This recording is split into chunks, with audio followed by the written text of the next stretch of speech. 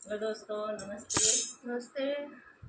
मैं अमृता शर्मा। मैं रश्मि सिंह। हम दोनों दोस्तों एक गीत प्रस्तुत करने जा रहे हैं। अच्छा लगे तो लाइक शेयर कमेंट जरूर करिएगा दोस्तों।